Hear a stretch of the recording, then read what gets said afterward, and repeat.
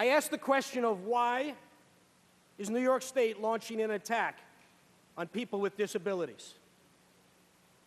That's not just an academic possibility. I see the evidence. We hear about a new New York. The plan for the new New York proposes a reduction in special education, blocks insurance for those with autism, and diminishes help for people with disabilities so that we can pay income tax cuts for the comfortable, tax breaks for business, and big subsidies for corporations. That's not fair, that's not just, that's not right, that's not New York.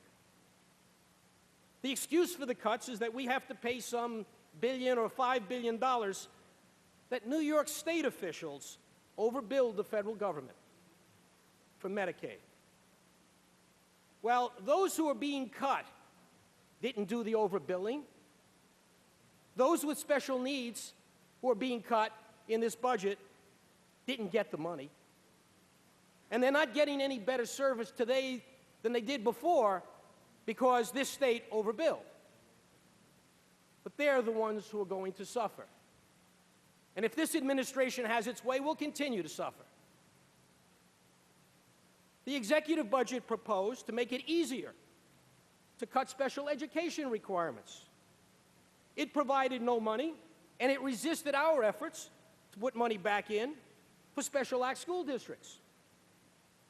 The Financial Services Department just gave health insurance companies a 7.5% premium increase. So private industry could make more money. But you see, we've had this discussion today. What are we doing for people with disabilities? That same department misinterpreted the new law that we passed last year so that insurance companies will avoid paying for therapy for those with autism. 9 months after this legislature passed the much heralded new Justice Center, which my colleague just referred to. Now, 3,000 complaints later, people with disabilities still get only injustice. Well, the advertised plan for the new New York is that New York is open for business, a great place to live.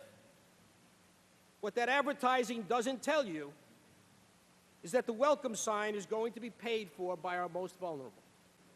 I'm telling you today, people in this state will not forget the Cuomo cuts, the cuts to the people who are most vulnerable in this state.